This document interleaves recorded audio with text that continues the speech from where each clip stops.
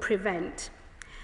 I know this House and the public will have many unanswered questions today about who this attacker was and about the events that led up to the attack. Those questions will be answered, but it will take time. The police and prosecutors must be allowed to do their work.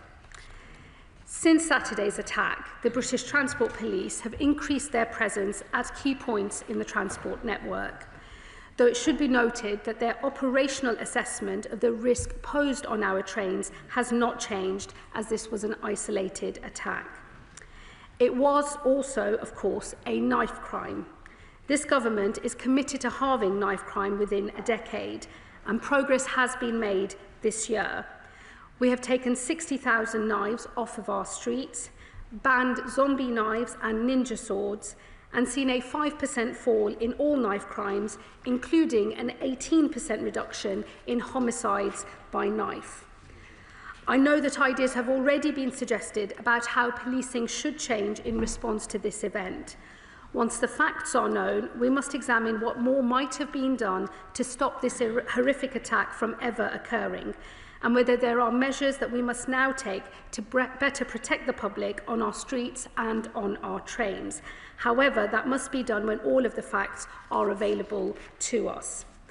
Madam Deputy Speaker, the thoughts of the whole House are today with the victims of this horrific crime, their families and their friends, and all affected by what happened on Saturday night.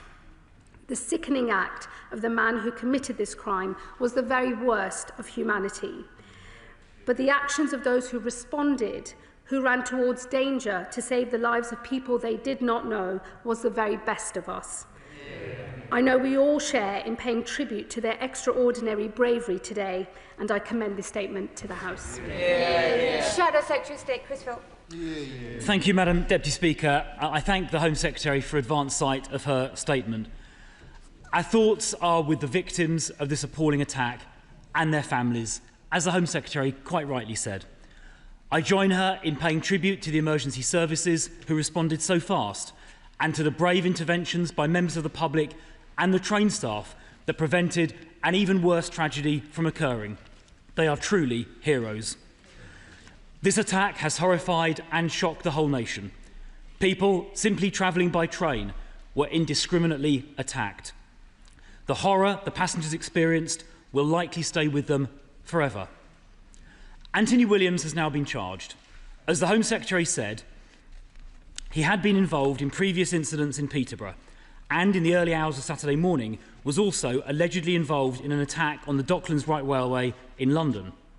Will she confirm, as I've been told, that police in London knew Williams' identity following that? And if so, were Cambridgeshire police informed so they could track him down? In essence, I'm asking, were there any opportunities to have prevented this from occurring? The Home Secretary said that Williams was not previously known to the security services, counter-terrorism policing or Prevent. Can she also tell the House if Williams was previously known to the police more widely or to mental health services? Mr. Speaker, this all comes just weeks after a murderous Islamist terror attack on a Manchester synagogue and just days after the horrendous murder of Wayne Broadhurst by an Afghan asylum seeker, both using knives. Although homicide has thankfully fallen by about 15% since 2010, and as the Home Secretary said, knife crime has fallen in recent years, every homicide and every knife attack is one too many. I saw, together with the Police Minister, the grief this causes at the funeral of a 15-year-old girl, Eliane Andam, murdered in Croydon just over 2 years ago.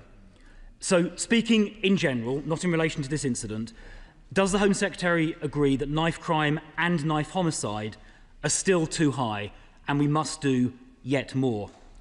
Does she agree that more knife crime offenders should go to jail? This is important because when offenders are in jail, they of course can't attack the public. Does she agree we need to ensure more people who carry knives, especially where they use them to threaten others, are jailed? I know of course there are pressure on prison places, but by deporting more of the 10,000 foreign nationals in prison, we could create more space.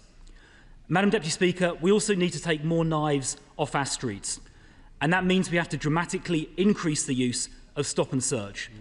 A study this year by Professor Lawrence Sherman, the Met's former chief scientific officer, found that raising stop and search levels in London to 2011 levels would lead to a 1/3 reduction in knife homicide.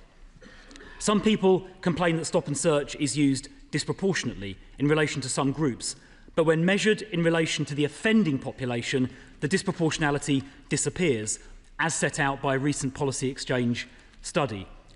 So, Madam Deputy Speaker, we should triple the use of stop and search to get knives off our streets and introduce year-round surge policing in the top 5% of high crime hotspots, which will of course include many train stations. We must also use technology more. There is work underway at the Home Office, which I know about, to develop technology to scan for knives at a distance, which it is hoped can distinguish knives from keys or mobile phones. And this, of course, could help police rapidly identify those carrying a knife in a public place. I wonder if the Home Secretary could provide an update on that development work, either straight away or, if you prefer, perhaps in writing later, because I really do think it could make a big difference.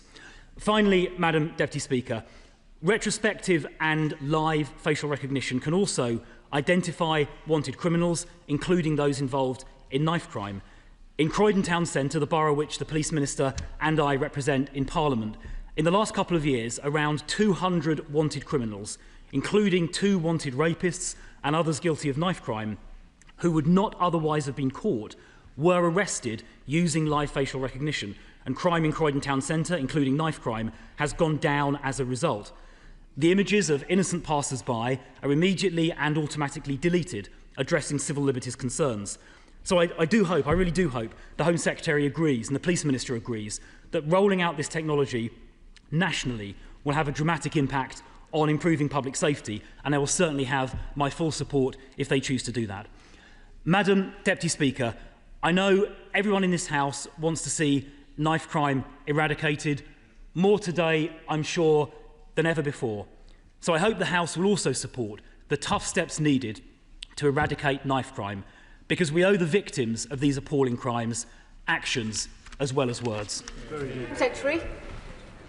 Thank you, Madam Deputy Speaker, and can I thank the Shadow Home Secretary for his remarks, and in particular, as he opened his response, I know that the bravery of all of those who faced this attack on Saturday is something that has unanimous support across this House, and I thank him for the spirit in which he reflected that. He will know, in relation, as I said in my opening statement, in relation to the events in Peterborough, they are now the subject of an IOPC investigation. It's important that I don't say anything that seeks to get ahead of that, but I'm sure all of those questions will be answered in the fullness of time, and it is standard practice where there has been contact with police in the run-up to an event like this that those matters are referred to the IOPC to investigate and consider. He'll also know that I can't say anything in relation to the suspect who's been charged and any prior history or indeed any mental health issues, because that would also be facts that are material to any future court proceedings, and it would be inappropriate for me or indeed anybody else in this House to comment or speculate on those matters today. And I would just ask that the words of the Speaker at the opening of this part of our session are remembered as we pose questions today. I agree with him that knife crime is far too high. This government is impatient to do everything it can to eliminate knife crime. It's why we've set ourselves an ambitious target, and we're pleased to have made some progress, though I agree with him that there is still much more to be done. And I hope on knife crime in particular, instead of playing politics across this House, where there is consensus, we are all able to work together in the spirit of trying to bring down the scourge of knife crime in our country. As I say, the numbers have gone in a positive direction, and I hope he will welcome that and work with us as we seek to make more progress. He referred to sentencing in particular. I do have to say, Madam Deputy Speaker, I think it's disappointing when members opposite do not reckon with the scale of the crisis in our prison system. This government inherited a prison system on the brink of collapse. It has meant difficult decisions ever since we have entered office in order to prevent this country from running out of prison places entirely. He will know that this government has deported more foreign national offenders since our term of office than was the case in the previous record under the previous government.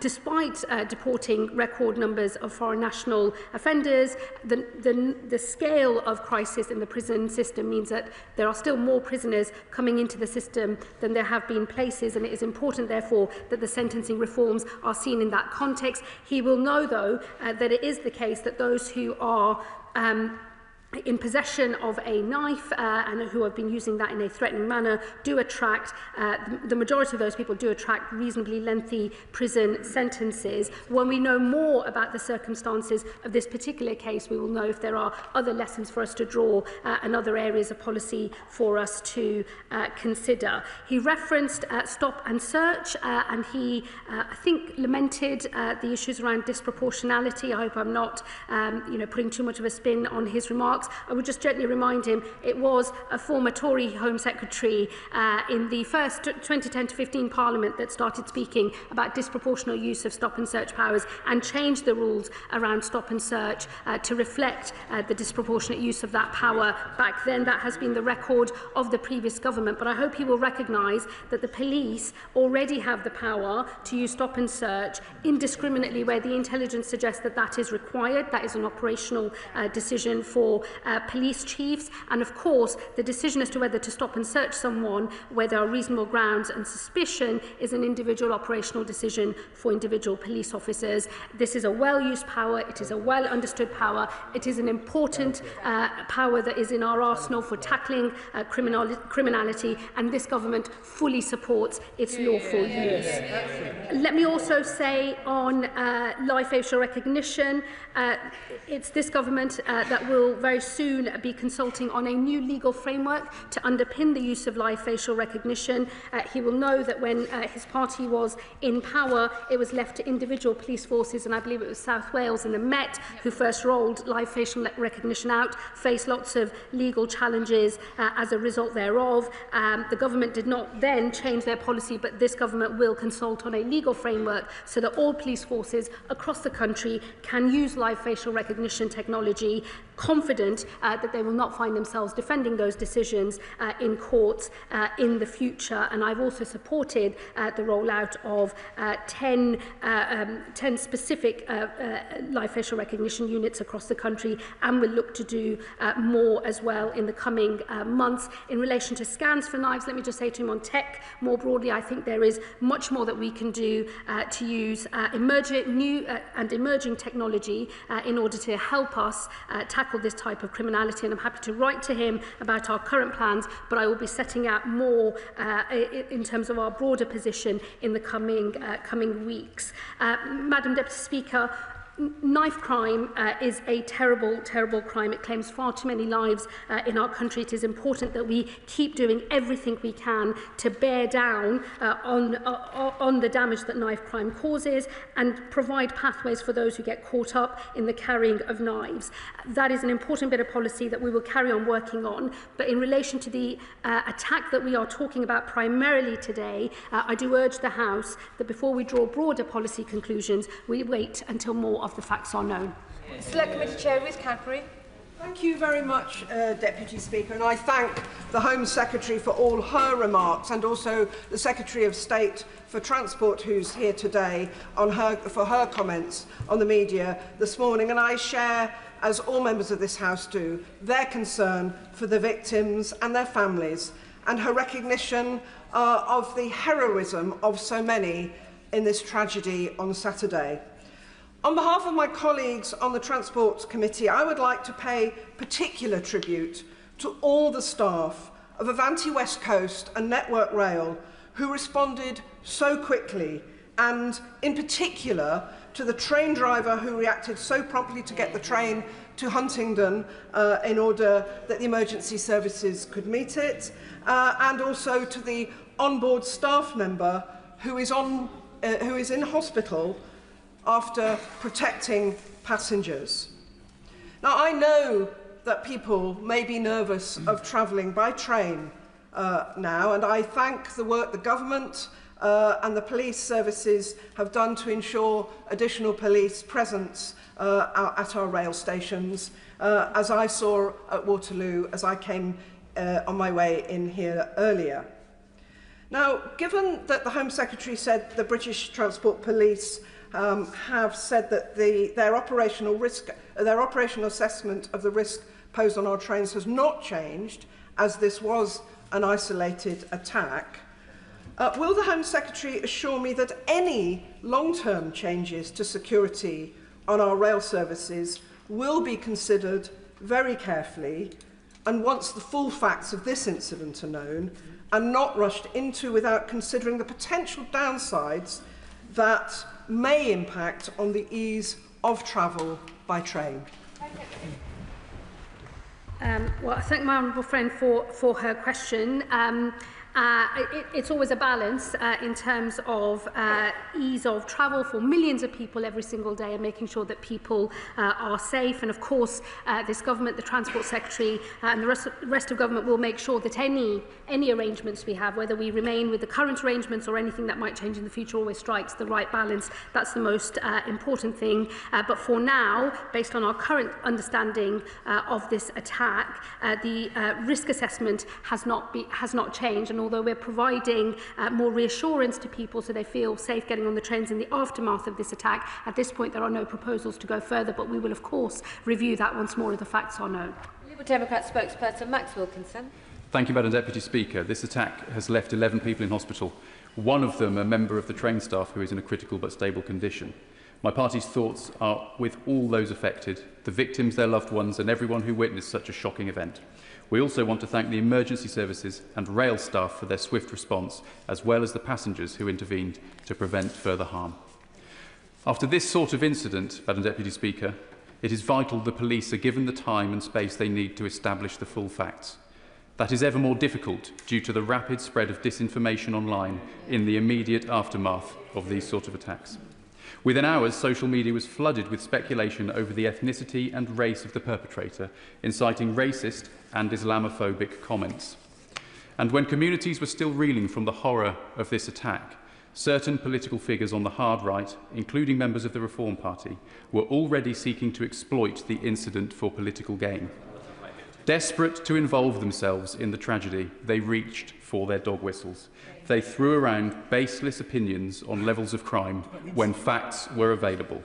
They were shamelessly trying to turn tragedy into yet another excuse to whip up fear and sow division. The Shadow Home Secretary's comments today also veered into that realm. Never is an opportunity to blame foreigners missed. That is beneath contempt. At moments like this, those who aspire to leadership must calm fears and attempt to unite, not inflame tensions.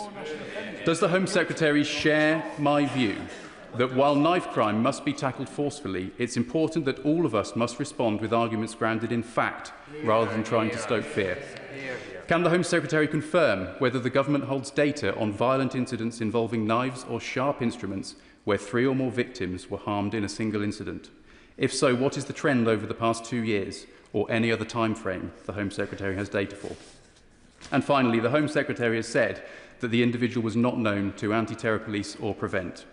But when the facts are known, will she confirm that proper lessons will be learned about individuals who may pose a risk, be it as a result of mental health issues, an obsession with extreme violence, or other relevant factors? Thank you, Madam Deputy Speaker. Look, I deplore the ease with which so many armchair warriors feel the need to speculate and spread misinformation on social media. It's why it's important that the police and all of our emergency services are able to proceed with their investigations at pace, but also transparently, so as to calm down any tensions that might arise as a result of misinformation that spreads particularly across social media. In terms of how other people may or may not have reacted, I tend to think at moments of such crisis, people normally reveal their true colours, and I will leave my remarks about other individuals there. He is right that knife crime must be tackled forcefully. As I said in my earlier remarks, we've seen an 18% decrease in murders by knife. I will make sure he receives the further stats that he mentioned, but as I said earlier, the data in relation to knife crime is going in a better direction, but I, like others in this House, am impatient to see more change more quickly, and I hope he will work with us on a cross-party basis on all measures needed in order to do that. And of course, when all of the facts around this case are known and understood, I will ensure that any lessons that there are to be learned will be learned and will be acted upon.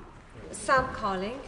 Thank you very much, Madam Deputy Speaker. And can I take this opportunity to put on record my thanks to the first responders, the police, and everyone on the train who put their lives at risk to protect others. So many people from the communities I represent in both Peterborough and Huntingdonshire have written to me today in absolute fear, shock and confusion at how this can happen so close to home, particularly after we found out this morning that the charged individual is from my constituency. And I've had constituents really worried as well and alarmed about these reports over the last few hours that the offender may possibly have been involved in further incidents in Peterborough and London. So will the Home Secretary join me in calling for community cohesion following this incident and also ensure that a full investigation takes place into those possible other offences? Well, I thank my honourable friend, and I can only imagine how terrifying it must have been for his constituents and those in neighbouring areas to hear news of this horrifying attack.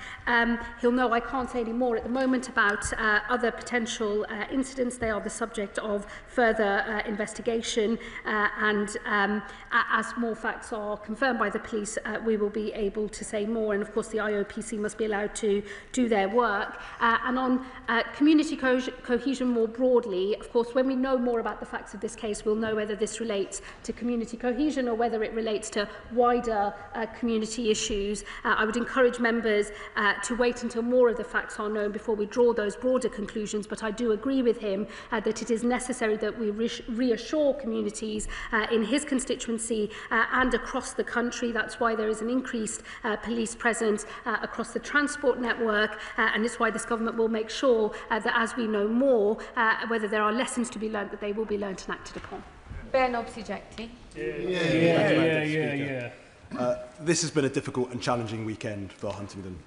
My thoughts are with the victims of this terrible tragedy, to the LNER crew member whose heroic and selfless actions, placing himself in harm's way, saved lives at the cost of his own safety, and who remains in a critical but stable condition.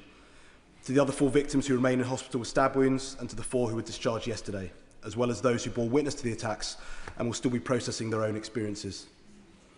I would like to place on record my praise for the emergency services response to Cambridgeshire Constabulary, whose unarmed response officers and firearms officers were able to place Anthony Williams in custody within 8 minutes of receiving the 999 call. To Cambridgeshire Fire and Rescue Services, our Air Ambulance Services and to the East of England Ambulance Trust for their incident response and for getting the casualties to Addenbrooke's Hospital. Also to the train driver, Andrew Johnson, and signalling staff, whose speed of thought in moving the train onto the suburban line from the high-speed line meant that the train could make the unscheduled stop at Huntingdon, a decision that curtailed the attack by several crucial minutes, allowed the police to apprehend the suspect and undoubtedly saved lives. The swift action of all those involved prevented a horrific attack from being far, far worse. I'm sure the Home Secretary and indeed the whole House would wish to share in my sympathies for those impacted by this horrific attack and my pride in the conduct, leadership and professionalism of the responders and railway staff.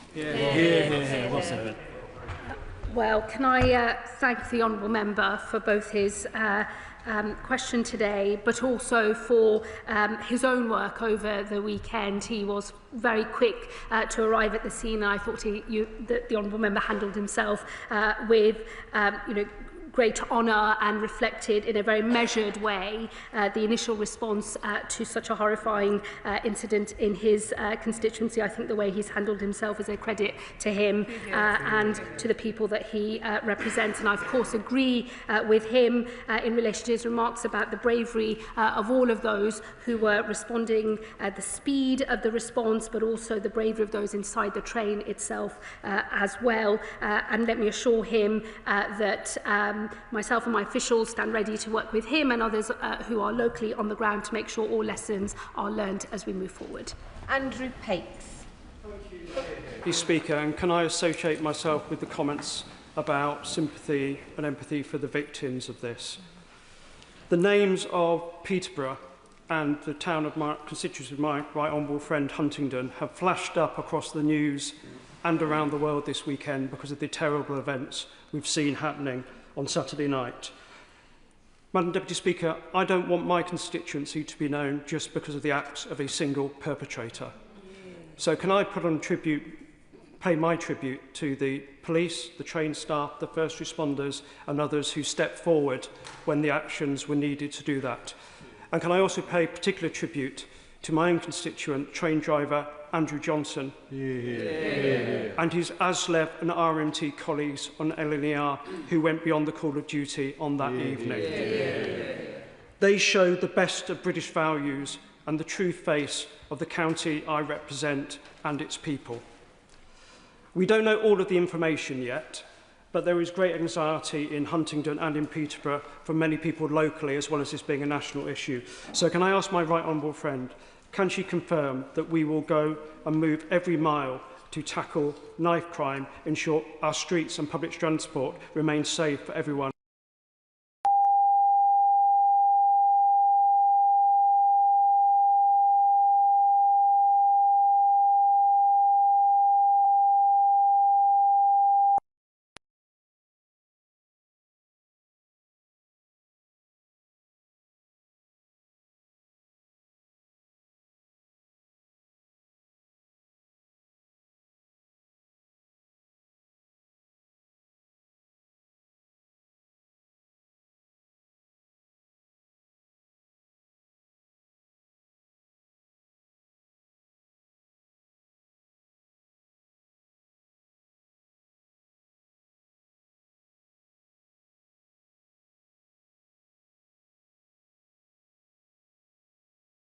And they reacted with immense bravery and undoubtedly saved countless lives.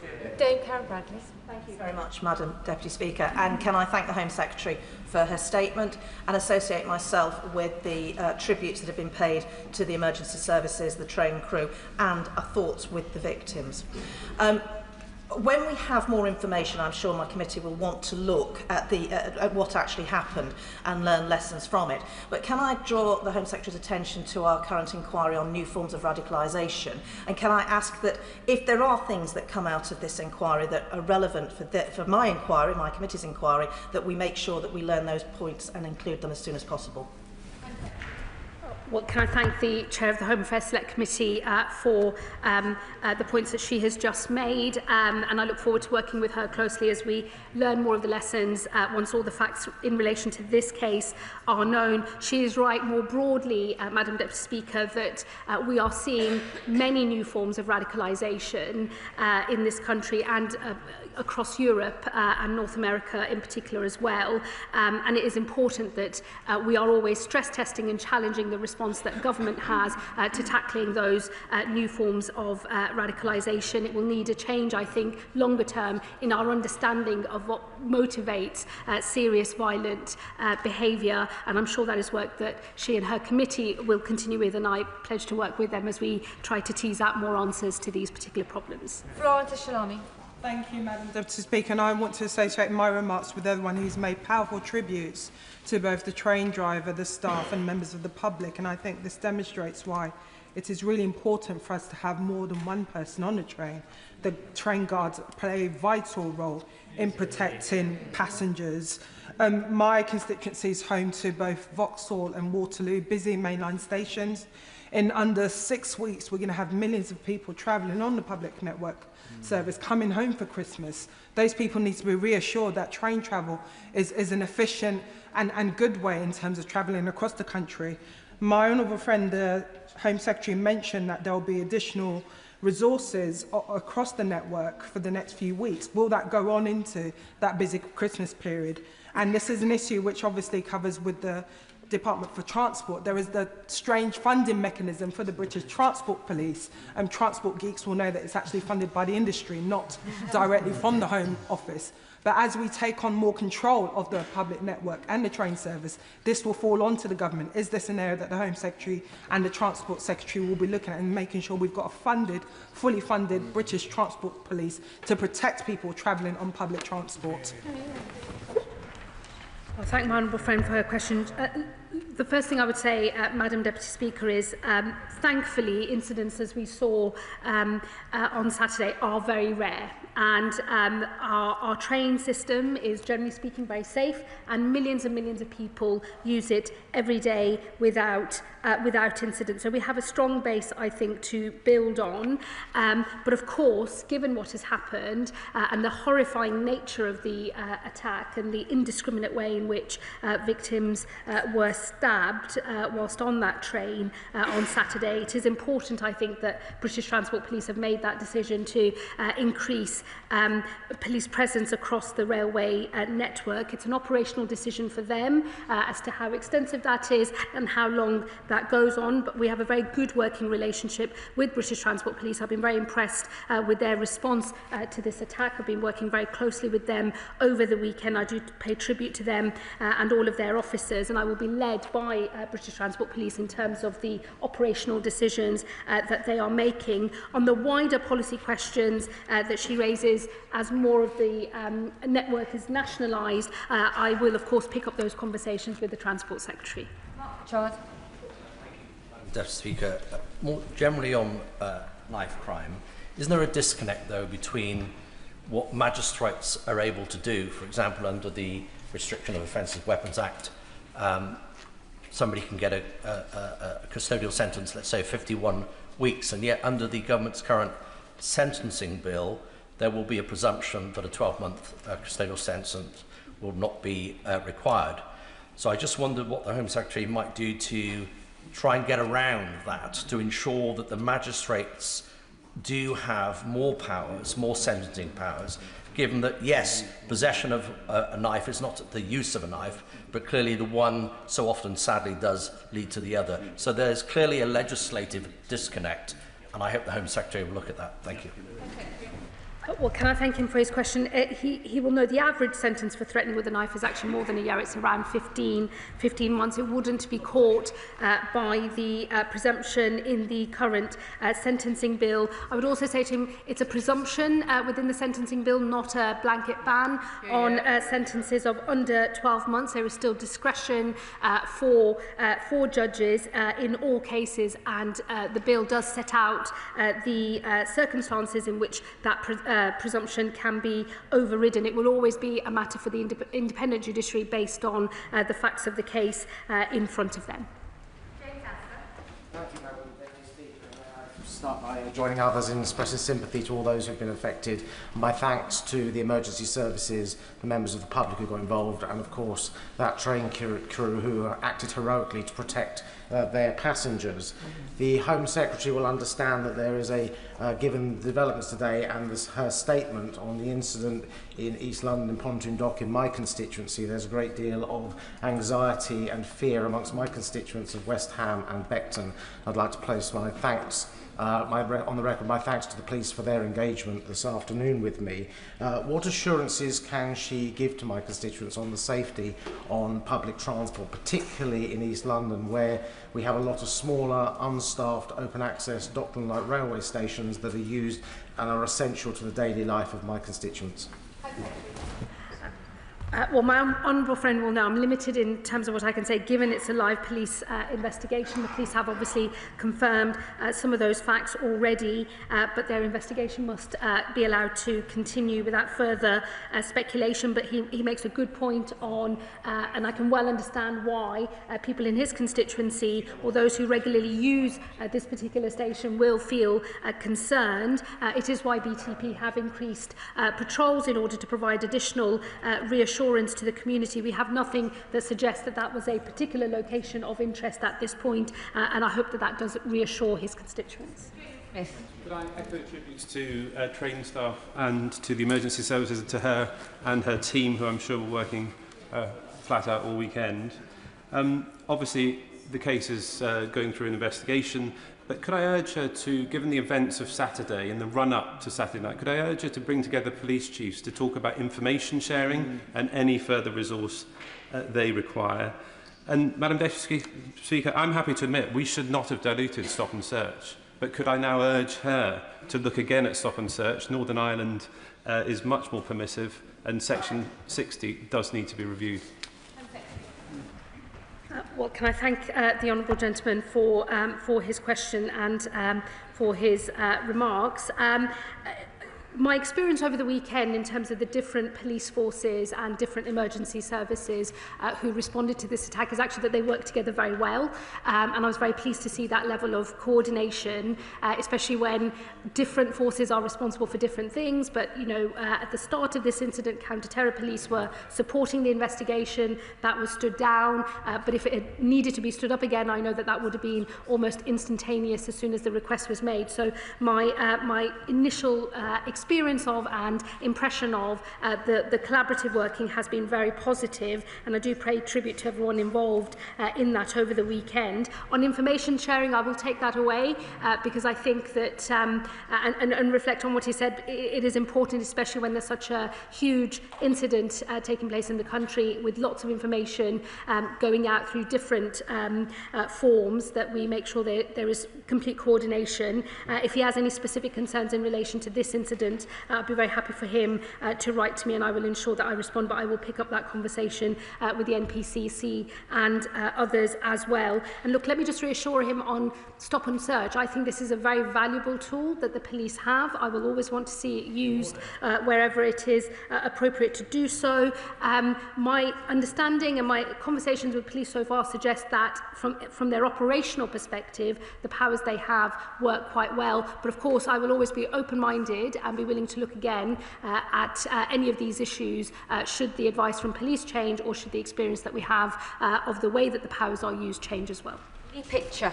Thank you, Madam Deputy Speaker. If I can start by just associating myself with the many tributes that have been given today to those people on the train that tried to prevent the attack, the staff and the responders. As a member of Doncaster East and Isle of Axome, I use the Doncaster King's Cross service most weeks.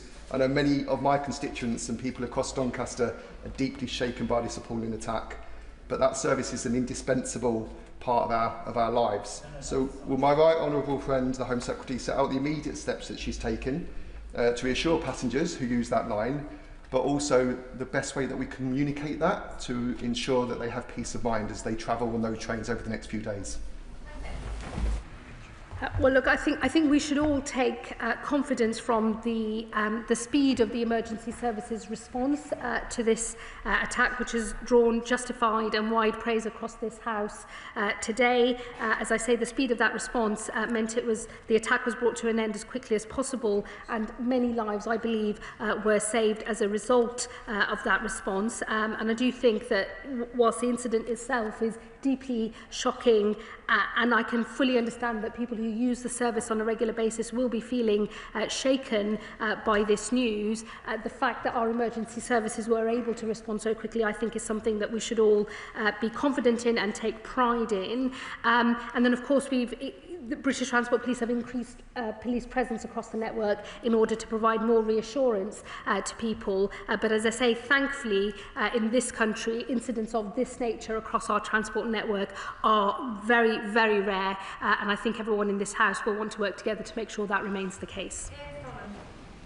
You, Madam Deputy Speaker, and I join the Home Secretary and my constituency neighbour, the Honourable Member for Huntingdon, in their thoughts for the victims and their families, and also in paying tribute to Cambridgeshire Police, Cambridgeshire Fire and Rescue, the East of England Ambulance Service, the staff at Addenbrooke's Hospital, and of course the train crew and passengers for their response on Saturday evening.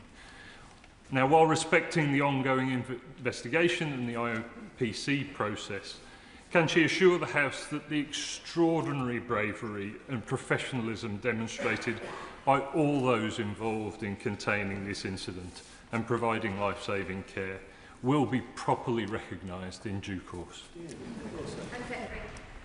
Well, I thank the Honourable Member, and I, of course, absolutely agree with everything he said in praise of all of those who responded to this attack. I will make sure that once we are through court proceedings and the full facts of the incident are known, there will be an appropriate moment to be able to thank all of our emergency services and the brave passengers in an appropriate way when the time is right. Rachel Hopkins. Close. All the LNER train crew and train driver involved in the action. Their swift action and their extensive training to respond to emergencies was undoubtedly critical to saving many lives. Railway staff will be deeply concerned that this terrible incident has taken place against a backdrop of year-on-year increases on violent assaults on rail staff. What conversations is the Home Secretary having with the Department for Transport colleagues regarding resources and support needed to keep rail staff and passengers safe on our railways? Well, I know that from my conversations with the Transport Secretary over the weekend, these are issues that are very much on her mind. And of course, there is crossover with those of us in the Home Office, but primarily the responsibility sits with the Transport Secretary. I will make sure that she gets a fuller response to her question, but she should rest assured that in this government, we recognise that assaults on any of our public sector workers are unacceptable, and the government will always do everything it can to stamp that out. Barclay. Madam Deputy Speaker, could I join my fellow Cambridgeshire MPs in the tributes they've made? The Home Secretary, in her statement, indicated she was receptive to the deployment of facial recognition at railway stations. Could she clarify on the current timeline, what's the earliest date that would be deployed more widely? And given some of the early lessons coming out of this case, what scope is there for the government to accelerate that timeline? Well, the consultation that I referred to in my earlier remarks in terms of the legal framework for much wider use of live facial recognition will just be in the next few weeks, so that's all but upon us. I referred to the funding for 10 new mobile units which has been made available, and British Transport Police is preparing a pilot of live facial recognition technology at selected railway stations in London. It will run for a period of 6 months. The exact dates will be public in due course, and I will make sure we write to him with those when they are decided. Thank you, Madam Deputy Speaker. With LNER headquartered in my constituency of York, I have written to David Horn, the Managing Director, to offer my support to him and pass on my best wishes to his crew. I also want to put on record my thanks to the signallers who made it possible to shift the train onto the line, who are also based in my constituency of York. Last summer, I sought to amend the Crime and Policing Bill with an amendment to provide greater protections for transport staff in the light of the increased risks they are facing. With the bill about to enter committee stage in the House of Lords, will the Home Secretary look at my amendments again and ensure that we do provide those protections for transport staff? Friend, I'll happily discuss with her the content of her earlier amendment, and even if not accepted for the bill, I'll ensure that the policy question that she's raising is picked up by our colleagues in the Transport Department. We are running out of time, so I'll ask the questions to be short and, of course, the answers as well. Stephen Gethings. Madam Deputy Speaker, can I put on the record our best wishes to the victims and our thanks to the emergency services and railway staff who did a remarkable job. I know she can't comment on the case in particular, but one concern that I have is around the speculation and disinformation that is rife on social media. Can she make it her job to maybe have a conversation with the social media companies, because that kind of speculation does no service to the victims or to the police who are pursuing this issue? The most important thing is that official sources of information are able to be as transparent as quickly as possible, so the vast majority of this country that doesn't just get its news from social media knows what is happening. Of course, there'll be a role for the Online Safety Act in future as well. Sir.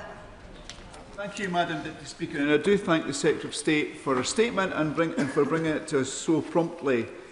I use LNER every week to come to this place, and I always knew the staff were great, but I didn't realise they were heroes. And I think the response we've seen from both the staff and the public on the train really was the best of Britain. But I think the response of social media was absolutely shameful, if I'm honest. Absolutely shameful. And it shames us as a country, actually. Yeah. But LNER does connect Edinburgh South West to destinations north and south. And I'm sure my residents will be really pleased to hear what they are looking at facial recognition on the transport network, because I think it's incredibly important. But if I can talk about knife crime more generally, in June the government gave a commitment to look at round-tip knives, the manufacture and sale of them, and hopefully mandating that. Is the Home Secretary able to give us an update on this? And I'm sorry for putting her on the spot. We'll be publishing a knife crime strategy very soon. What I would say about rounded top knives is I understand the reason why some people think that is part of the solution. I will, of course, consider all of the evidence, but in the end, we have millions of normal kitchen knives available, and so we've got to do a much better job on all of the other areas, such as prevention. Julian Lewis. Very briefly, Madam Deputy Speaker, when the Home Secretary is undertaking lessons learned and recommendations for the future, will she look into the question as to whether there is any protective equipment or even disabling equipment of a non-lethal nature that could be issued to staff for use in such an emergency? Thank you. Well, we'll know that tasers were deployed to bring this incident to a close on Saturday. But let me assure him, even if it's not part of the wider lessons learnt from this case, once all the facts are known, I will, of course, take under consideration the points that he has made. Nav Mishra. Thank you, Madam Speaker. Madam Speaker, my thoughts and prayers are with the victims of this brutal attack, and of course my tribute to the amazing courage and bravery of the train crew, but also the first responders. Like my friend from Vauxhall raised, I have serious concerns about the funding arrangement for British Transport Police. So can I encourage my right honourable friend, the Home Secretary, to work with the Department of Transport and the Secretary of State for Transport to make sure that the funding arrangements for BTP are good going forward? Yes, I agree with my honourable friend of the vital role that BTP plays. Their funding for this year is actually 6% higher than previously. They have a hugely important role, and I'm sure the Transport Secretary will do everything she can on the funding front. Clennis Meddy. Mine and Plaid Cymru's colleagues' thoughts are with everyone affected by this appalling attack. They're also with the train driver, crew and staff whose quick thinking and decisive action helped protect many from the worst of outcomes. Will the Secretary of State join me in expressing gratitude for their bravery and for showing us all how crucial the presence of officers and sufficient staffing is to our public safety? Surveillance can help catch criminals, but staff on the ground saves lives. Here, good question. She makes a very good point, and it is undoubtedly the case that the staff on the ground in this incident saved lives. Neil Duncan-Jordan. Madam Deputy Speaker, and can I echo the Home Secretary's comments earlier and the tributes paid in the House already. She will know, though, that the British Transport Police is facing an unprecedented funding deficit that threatens the safety on our railways. There's currently 8.5 million shortfall, with the threat to nearly 300 jobs. Will she therefore meet with the Transport Secretary to discuss how we can fully fund the BTP as a matter of urgency? Well, I would repeat that the BTP for year 25-26 have been awarded £415 million, which is an increase of almost 6% this year, and I'm sure the wider funding issues are something that the Transport Secretary is considering. Eastwood.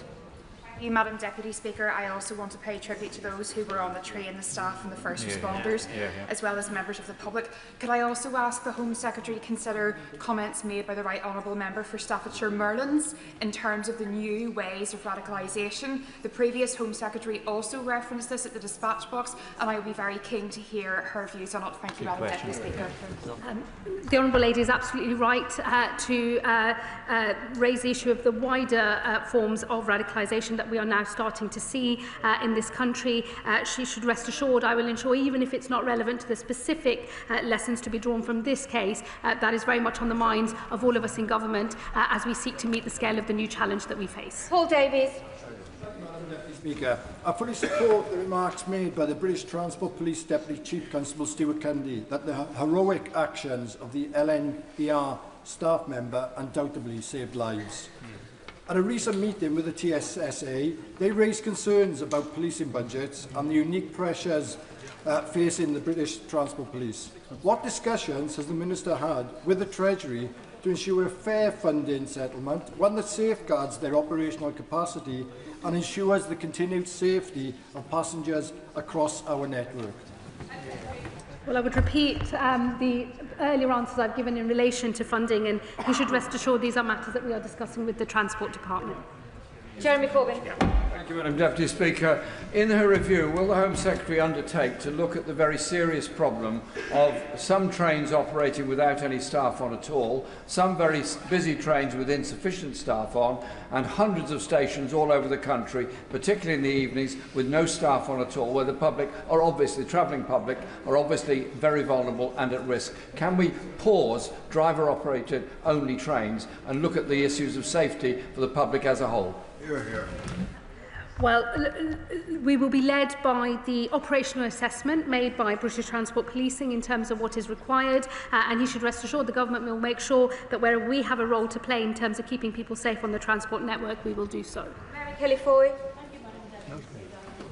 First thoughts are with the victims of this horrific attack.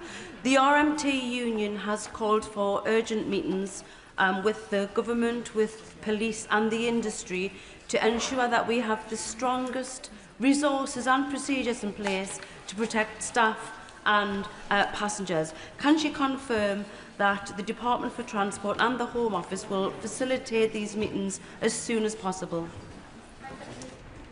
Well, I can assure her that myself and the Transport Secretary will, of course, be discussing all and any lessons to be drawn from this incident, and that there will be a cross-government response that meets the scale of the challenge that we face. Adam.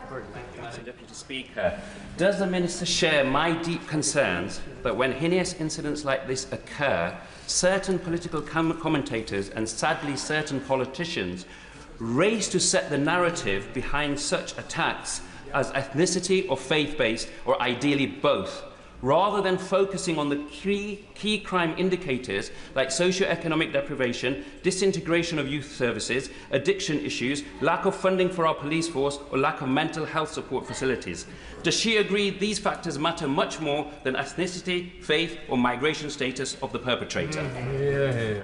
Well, I think he's getting rather ahead of what facts are currently known about what lay behind this particular attack, so he'll understand if I refrain from making broader conclusions about the motivations here. I think it is important, learning the lessons of what happened after the Southport attacks, that government moves quickly and that police move quickly to make all shareable information available to prevent the spread of disinformation and potential public disorder. That is the end of the statement on the response to the Huntington train attack. I'll give the front benches a few moments to shuffle over. Order, Ruth Cadbury. I ask that the record be corrected. I inadvertently said Avanti West Coast. I must have been thinking of the derailment and not the tragic incident, which was, of course, on LNER. Thank you so much. The correction is now duly on the record. Please seated. Is it really a point of order, Jim Shannon? There isn't. In my constituency of Strangford today in Portavogie, a young man was killed in a knife attack. And I think perhaps maybe in order for mention that there, perhaps the House would join me. Mr. Jim Shannon, that is very important, Mr. Jim Shannon, but we cannot continue that statement. It is now concluded. Point of order, Chris Phillips. Very briefly, I think the Home Secretary may have misheard me during my question. I was saying that I was not concerned about disproportionality of stop and search, because when you compare it to the offending population, there is no disproportionality, and I was encouraging further use of the tactics. I just wanted to make sure the Home Secretary had heard and received that message. The Home Secretary has most definitely got that on the record. I will now continue with the business of the day. The Clerk will now proceed to read the orders of the day. Public Office Accountability Bill, second reading. Now, Prime Minister to move second reading. Thank you very much. I beg to move that the bill be now read a second time. Before I come to the bill, Madam Deputy Speaker, I want to put on record in this House my own tribute to the police, the first responders, and in particular to the heroic actions of both the driver and members of staff on board the Doncaster to London train, where such a vile and horrific attack took place this weekend. We all share in the revulsion of this shocking incident, but there's no doubt that their collective action, their brave action, saved countless lives, and I know the whole country is grateful for that.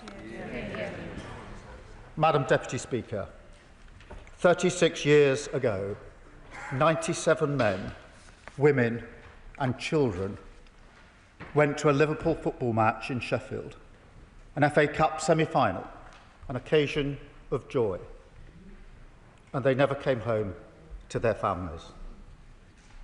Madam Deputy Speaker, I invite the House just to reflect on that simple statement of fact, what that might feel like. Nearly 15 years ago, when I was Director of Public Prosecutions, I met many of the Hillsborough families during the independent panel led by Bishop James Jones. I will never forget what they told me, their testimony, painful to tell, painful to hear, including the testimony of Jenny Hicks, who told me how she and her husband drove their 2 teenage girls to the game that day, and they had to drive back later with an empty back seat. Every single story, every single experience, painful to the core, unimaginable to the core.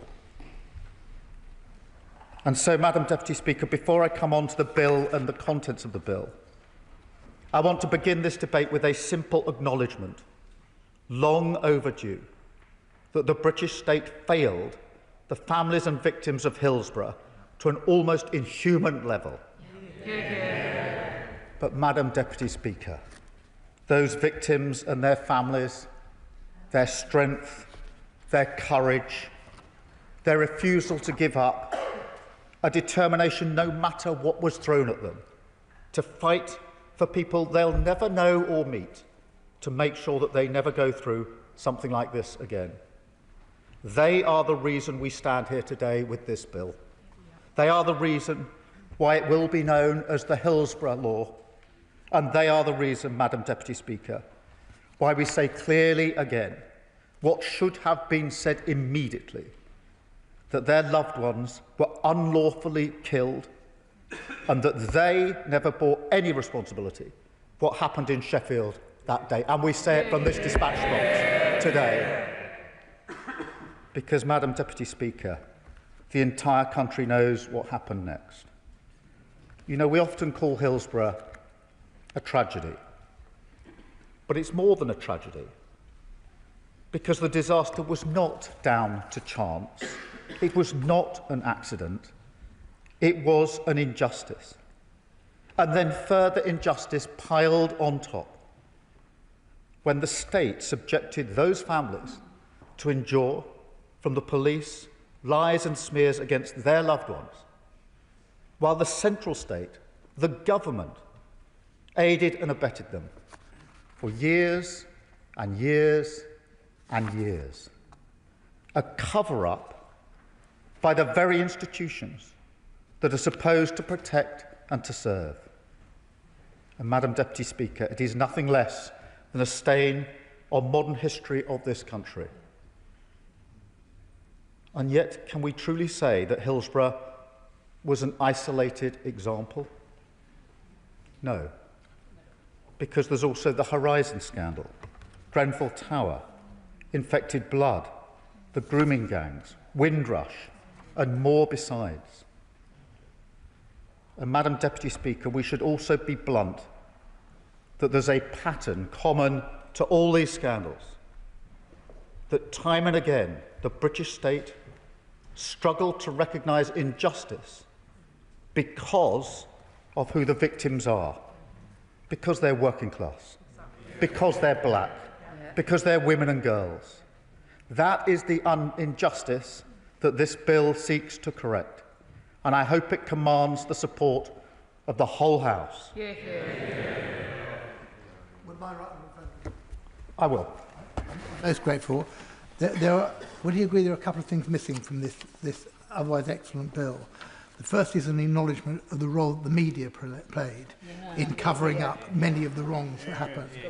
And the second is a national oversight mechanism, something that will ensure that when recommendations are made, that they are carried out.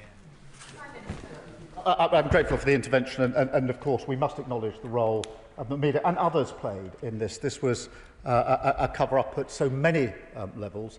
And in relation to oversight mechanisms, I don't think this bill is the place for that, but I do agree with the proposition that where there are inquiries, there needs to be a better way of ensuring that there's follow-through on those inquiries. I will. The Prime Minister has listed a litany of scandals where there has been cover-up.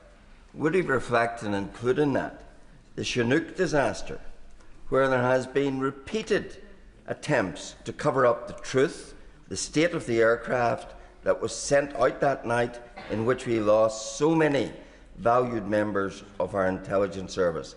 Isn't that something that now a wrong that now needs to be righted? For raising that. This bill is obviously intended to deal with all of the situations where there needs to be a duty of candour, with consequences if that isn't adhered to. So I'll just make some progress. I will take further interventions. So, Madam Deputy Speaker, let me now turn to the bill itself, and first of all to the duty of candour. There are three parts to this. First, a new statutory duty of candour. Mr. Speaker, Madam Deputy Speaker, at the Hillsborough Independent Panel, Bishop James Jones found that over 100 statements by junior police officers have been deliberately altered to remove evidence unfavourable to the South Yorkshire Police. 100 statements have been deliberately altered. Madam Deputy Speaker, I don't think there's anyone in this House who could possibly disagree that we must never let anything like that ever happen again. It is a disgrace, and the bill before the House will tackle it. I'll give way. Shannon. Can I commend the Prime Minister and Government for bringing this bill forward? I think it enheartens us all to see the content of it. Does the Prime Minister not agree that with the rise of social media, there is more public scrutiny than ever before and less trust in the institutions? The bill and the Prime Minister's outlining is an opportunity to begin that journey of restoring public trust, and we must be mindful that nothing less than accountability can be acceptable. The public understands that mistakes can be made, but they cannot and should not forget when cover-ups take place. His intervention, and the bill, the legal provisions to ensure this can never happen again as a matter of law. But I've been clear, and I've said to the families on a number of occasions, it's the culture as well that has to change. The culture has to change. So the bill is the architecture, but the culture has to change of the state. Yes, of course. I'd like to thank him for giving way. Charlotte Hennessy, whose father, Jimmy Hennessy, was unlawfully killed at Hillsborough, has had conversations with the Prime Minister where he has assured her that the law does not need to be watered down and will be delivered in its entirety. She's in the chamber today. Will he make that promise in this House today? Absolutely. I made that promise. I looked the families in the eye. I made that promise and I meant it. And I say it again from this dispatch box, this bill will not be watered down. This is such an important orchestrating of the relationship between the state and its citizens. It will not be watered down. I'm very pleased to be able to affirm that from this dispatch. I'll take one more and then I'll press on. Can I thank the Prime Minister for giving way? Does he agree that one of the most powerful lessons from Hillsborough, and indeed the other Grenfell and post office scandals, is that truth delayed is justice denied, and that while this bill rightly places a duty of candour upon public authorities, it must also compel ministers themselves to uphold that same duty when addressing this House, so that accountability begins at the very top, including the misleading information that was given from that dispatch box by his minister last week in relation to the hooligan Maccabi Tel Aviv fans. I really think, with the families here in the House with us... Order, Prime Minister. I was trying to pay close attention, but I may have missed it. We do not accuse each other of misleading information at the dispatch box. So be mindful of the language that one is using. Prime Minister. Thank you. I also think that we owe the families a better way to have this debate than descending into party political point scoring, and I hope we can continue the debate in that way, because this bill will tackle that injustice, so that when tragedy strikes and the state is called to account at inquiries, inquests and other investigations, public officials, from police officers to the highest offices in the land, will be subject to that duty, which means that an injustice like this can never again hide in some dark corner of the state. Madam Deputy Speaker, failure to comply, failure therefore to act with candour, transparency and frankness, will now carry criminal penalties, including being sent to prison. Yes. I am very grateful to the Prime Minister, and as a sponsor of the Honourable Member for Liverpool and East Derby's Private Members Bill, I fully welcome this bill's introduction, and I welcome that protections include criminal offences of misconduct in public life. Could the Prime Minister assure me and others that these new offences will be able to be applied retrospectively? No, they won't be able to, but that's not a deficiency of this bill. That's a long-standing constitutional rule. It's about what moves in terms of offences that move forward. But can I just make this point, because I do think it's important. These measures will apply across the United Kingdom. And I would like to place on record my thanks to the devolved governments for their collaboration on this. I can also announce the government intends to bring forward an amendment to extend the duty to local authority investigations in England, which will make sure that when an inquiry or investigation is set up by a local authority, for example, the Kerslake inquiry into the Manchester Arena bombings, there can also be the duty of cooperation and candour in the search for the truth. I will. Extremely grateful to the Prime Minister for giving way, and I recognise the strength of the case that he's making. He will understand the interest the Intelligence and Security Committee has in Clause 6 of this bill, which provides for certain exemptions for those who work for the intelligence agencies. What it then says is that those people should report internally within their organisation information that may be of use to an inquiry or investigation. Would he give some thought to how the government might develop the concept of what then happens to that information, about which the bill is broadly silent? And he will understand that many will be concerned to ensure that when information is reported internally within the intelligence agencies, it nonetheless finds its way to those who should have it, in order to make a reassurance of what the government is seeking to achieve, I think, more broadly in this bill. Thank you for that intervention. Obviously, a lot of thought's been given to that particular issue of the security and intelligence services. What the bill, therefore, does is to be clear that the duty applies, but has a different way of applying it. And I think that gets the balance right. And obviously, there are various national interests and public interests to protect in so doing. I will give way. To the Prime Minister for giving way, and I congratulate him and thank him for bringing forward this bill. This represents an epic struggle by the Hillsborough families, and they're to be much admired and praised. But this will extend beyond this, as the Prime Minister has said. Can I thank him on behalf of the families who suffered great loss under the auspices of the Tees Eskin Weir Valley NHS Trust, Christy Harnett, Nadia Sharif and Emily Moore, as they were lacking that duty of candour when those terrible tragedies struck. And I hope that he can give consideration to a full judge-led public inquiry, because they are in search of truth, justice and accountability.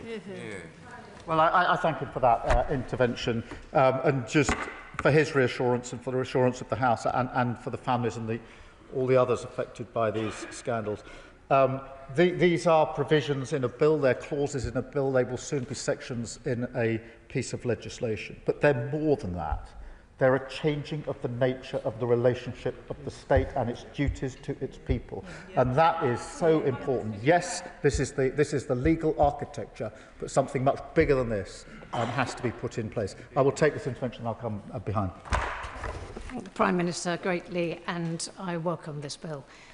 Could I ask him to reassure me and my constituents that those organisations which are contractors to public authorities and public bodies are covered by the provisions of this bill as well, because it's important that where responsibilities defrayed to other bodies, that they too are captured by the clauses in this bill.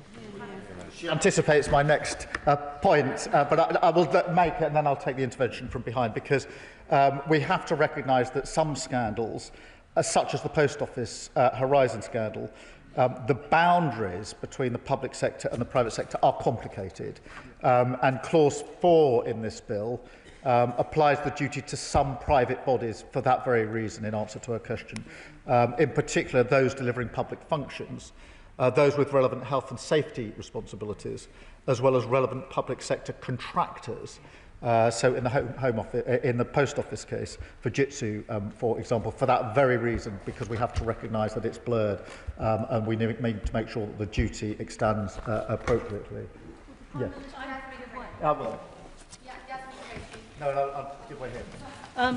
I'm grateful to the Prime Minister for giving way. He knows that for over 2 decades, the legal system failed to provide truth and justice to the Hillsborough families. And it was only a non-legal process, the Hillsborough Independent Panel, that finally set things right on the road to truth, justice and accountability.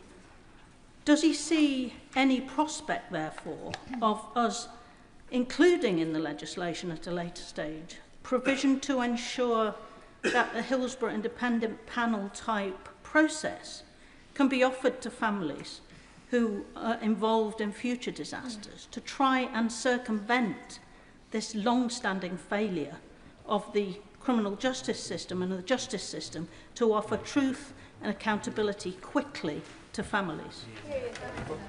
Start by thanking her for her work and campaign on this over many, many years. And she makes a really powerful point about the independent panel.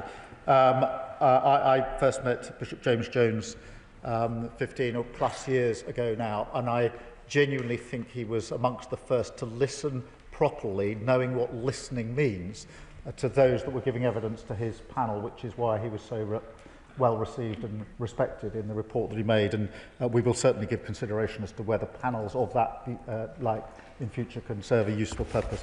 I'll take the other intervention. I thank the Prime Minister for giving way, and he's been very generous in taking all our questions. And I want to congratulate him for introducing this particular piece of legislation. But can I just ask if the duty of candour can be applied fully to all investigations, including independent panels, and not just statutory inquiries, and that the command responsibility must personally rest with those in charge and not simply the institutions? Well, it does apply to non-statutory inquiries, so her point is covered within the bill. Madam Deputy Speaker, I'll press on. The second part of the duty of candour is a professional duty of candour for all public servants, because the Nolan principles of public service, honesty, integrity, accountability, selflessness, objectivity, openness and leadership, they're not some kind of optional extra, but the very essence of public service itself. So every public authority will now be legally required to adopt a code of ethical conduct based on these principles and set out consequences for staff who do not comply, including disciplinary sanctions up to and including gross misconduct. Yes. Giving Way, this piece of legislation is a huge step for accountability and transparency for families who must feel like the most impossible of circumstances. Some of those families are living in my constituency and next door in Corby, who are still trying to get clarity about the possibility of dumped toxic waste and contaminated land causing health complications. So could the Prime Minister spell out how this bill will ensure that any public official who abuses their power and tries to cover it up will be held accountable? Yes, I can confirm that, and I want to emphasise the point again because it is so significant that out of the most unbelievable suffering, these families, these victims, have pushed for a change that took far too long, but will now benefit and safeguard people that they will never meet, they will never know, and I find that kind of campaigning humbling, and we thank them for it. Madam Deputy Speaker, I'll just make a bit of progress and then we'll take further interventions. Finally, in relation to the duty of candour, it's underpinned by a new criminal offence of misleading the public, which is aimed squarely at public servants who willfully mislead the British people in a reckless, intentional or improper way. Cases like Hillsborough, where lies and dishonesty from the state grievously harmed the very people it was supposed to serve, and that must never happen again. But, Madam Deputy Speaker, the bill is not just about the duty of candour itself, because anyone familiar with how justice failed families and victims must also recognise that the lack of parity in our legal system played a significant role. I remember Margaret Aspinall, who I met many years ago now, who's with us today, telling me that she had to scrape together every last penny for legal representation, including the money paid out by insurers for the death of her son, James, who at the time was pretty much the same age as my son, who comes to football with me. That's what she had to do, and we have to recognise that injustice piled on the other injustices. Yes, of course. I'm very grateful to the Prime Minister, and can I also join those across this House in welcoming this important legislation and welcoming and aligning myself to all the points the Prime Minister has made. Will the Prime Minister also join me in paying tribute to my honourable friend, the member for Liverpool West Derby, for his tireless campaign to push for this law to reach the statute books? Hear, hear. And the Prime Minister is absolutely right. Grieving families have faced the might of the state alone, forced to crowdfund lawyers while public bodies hired whole legal armies. Does he agree that by guaranteeing legal aid at the inquest we can finally end those David and Goliath battles for justice once and for all? Hear, hear. Well, can I absolutely extend that tribute to the member for Liverpool West Derby, who I think was at the game and has campaigned tirelessly in this place and beyond this place to help us get to the position today where we can introduce this bill. So I do pay tribute to him. I'm very pleased to do so from this dispatch box as we introduce this important legislation. I'll just make some progress and I will come to the honourable member. Because, Madam Deputy Speaker, on the question of parity, what happened and happens in so many cases is that families either have to scrimp and try to find the money for legal representation or have none. And what are they met with at inquests and inquiries? The Hillsborough families were met with this.